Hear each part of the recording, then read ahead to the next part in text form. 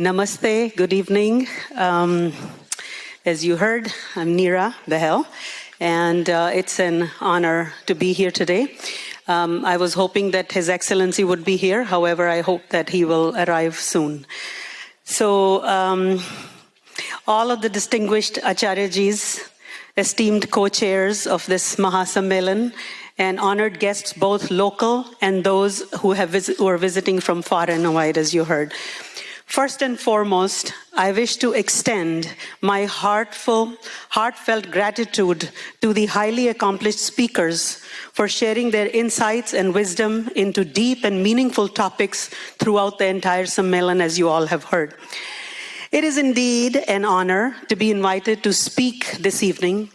However, I feel that speaking on any subject matter related to Vedas in front of the highly accomplished Vedic scholars here will be as if showing diya to sun, Surya ko diya dikhana. So I will speak about some of my personal experiences of what I have learned from them, having been raised in an Arya Samaji family in India, and then passing it on to our son, who was born and raised here in the West. The Sanskrit meaning of Arya Samaj is Society of Nobles. I will begin with this very meaningful thought. These nice words were written on a balloon which was flying high up in the sky.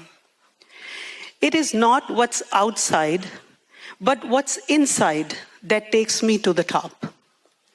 So we all must take an inventory of our hearts to find out what's inside of us. How do we excel in life? Who is our teacher, our mentor, our guide? Well, we don't have to look far. We all are blessed being born in India, surrounded by our rich Vedic cultural heritage and values that have guided us as our teacher, mentor, our spiritual guide, showing us the path of righteousness for over 5,000 years. As was evident yesterday, youth program, and during the opening ceremonies, the pride that we all felt listening to our young children who have been born and raised in America, reciting Vedic mantras and singing bhajans with such clarity and ease.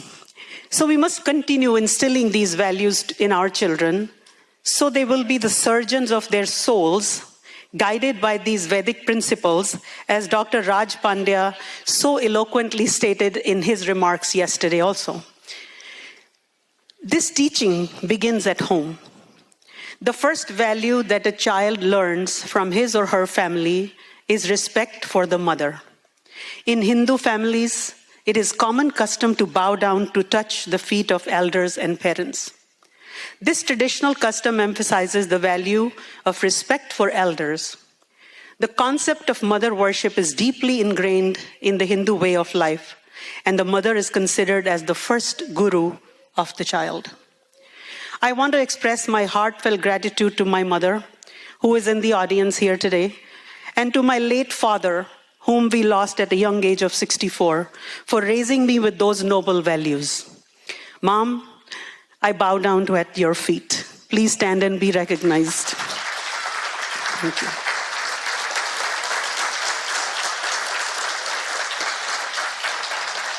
Thank you. I will cite an incident from my personal life, and please don't consider this boasting or in any way a better than thou attitude at all. I share my personal experiences in the spirit of encouraging the children who were present here or who you can just pass on these messages to. My parents first visited us here when our only child was 3 years old. My mom taught him to touch our feet every morning, saying that the parents are the best teachers and gurus.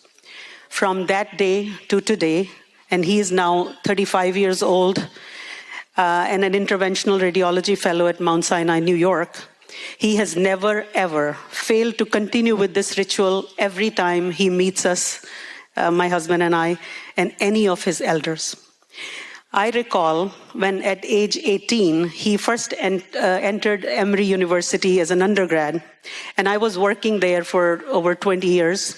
So first day when I met him, he was with some of his American friends. And he, of course, touched my feet in front of many of his American friends. So I surprisingly asked him if he was not concerned about being made fun of touching his mother's feet. But to my pleasant surprise, he answered, "Mom, they should maybe learn a thing or two from our culture." I had a smile of gratefulness to God that values he acquired by all these visits to Arya Samaj and the temples that I took him while I used to sing there, while he was growing up, were bearing fruit now. Our daughter-in-law, named Gayatri, maybe a coincidence, who I feel within my heart is a gift from Divine Mother Gayatri Ma to our family, as both of our families, hers and us, do a lot of Gayatri jap. So she has also followed the same tradition. So what is being spiritual, and what does it mean in the context of Hinduism? While there are voluminous texts available on the definition of Hinduism and Hindu values, I found the one that made most sense to me.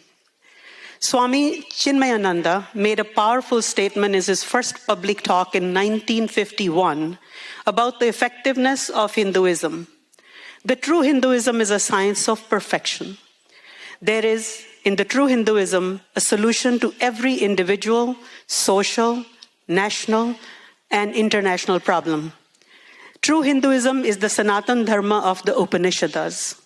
And the one value that resonated with me was the value of living with awareness. To illustrate this, most of us have grown up with stories taught in our schools, one of which was about a mother teaching his child that God is always watching all our actions. Father of the child was a thief and goes to steal at night, taking the child along to stand guard at the street corner to see if someone is watching. The child answers every time, "Yes, Father, someone is watching." The father does not see anyone anywhere and gets annoyed with the child for lying to him. The child innocently states that, "Father, Mom has taught me that God is always watching our every action." This is teaching our children to be their own soul surgeons. Again, going back to Dr. Raj Pandya, who ended his talk with this. Similarly, another short story is that a dacoit, Daku, wanted to have a guru. So he went to many masters, but each one said that he has to first quit his profession of being a Daku. Only then they will be his guru. He then came across the Buddha, who told him that you do not have to quit anything, but just do everything with awareness. Daku was ecstatic that he found his guru and can still continue to do what he does for a living. He went to steal at King's Palace that night. As he placed his hands in the safe to get the jewels out, he remembered his guru's words, and the voice inside made him aware that what he was doing was wrong. And in spite of several attempts, he returned a changed person and could never steal again. That voice we call our conscience is the silent voice of God within us, always guiding us. We only have to be aware. Again, giving a real life example of my own son, I used to make him sit in meditation with me from a very early age. This I also learned from my own parents. Of course, he went through the usual teenage activity of drinking. He was non-vegetarian. However, for many years of introspection, self-analysis and meditation, one day at age 22, he suddenly quit drinking and became a pure vegetarian. When we asked what changed his mind, and he said, "I've started living with awareness of every action that I take. Therefore, I can never hurt any other soul to feed myself, and I can never put anything in my body that is harmful to this temple, since God resides in it and is watching my every action." This is real Hinduism, and I've kept it alive by making effort in living it myself and now passing it on to our son. Thank you. Thank you. And now, for a minute, I just want to turn to India's youth today. And as His Excellency is here, and you have done such wonderful work in India, in Raj Bhavan, as you stated on your opening remarks. I just wanted to bring it to your attention, and I'm sure everybody is aware. I'm saddened to say that Indian youth has completely forgotten these Vedic values and have not examined their inside lately. Because if they remembered their Vedic heritage, the women and young girls in India would not be subjected to atrocities like rape and domestic violence. I'm making this personal appeal to His Excellency Acharya Devvrat ji to revive the Arya Samaj movement and meditation introspection, especially in India's youth today. Because I know we have brought it here.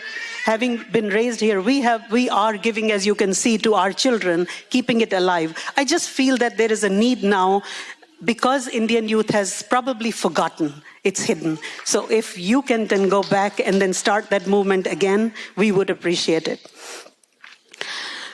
So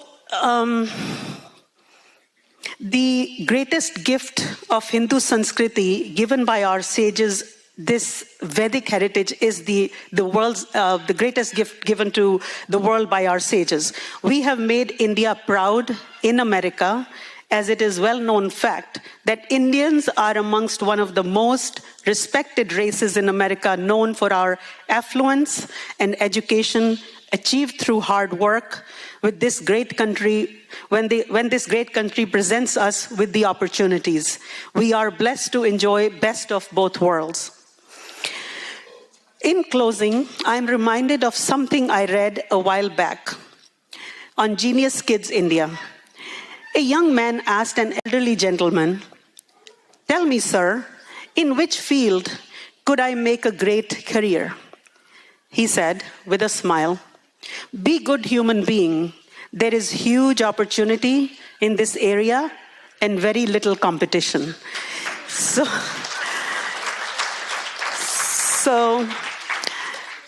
as also the Honorable APJ Abdul Kalam, our late former President of India, said in a portion of his speech, and I quote, "If you have a righteous heart in the chest, there will be beauty in the character. And if there is beauty in the character, there will be harmony in the family. And if there is harmony in the family, then there will be order in nation. And if there is order in the nation, there will be peace in the world." I would like to end, thank you. I would like to end with a quote by revered Swami Vivekananda. He said, "You have to grow from inside out. None can teach you. None can make you spiritual. There is no other teacher but your own soul. So be the surgeon of your own soul." Jai Hind, and God bless America. Thank you.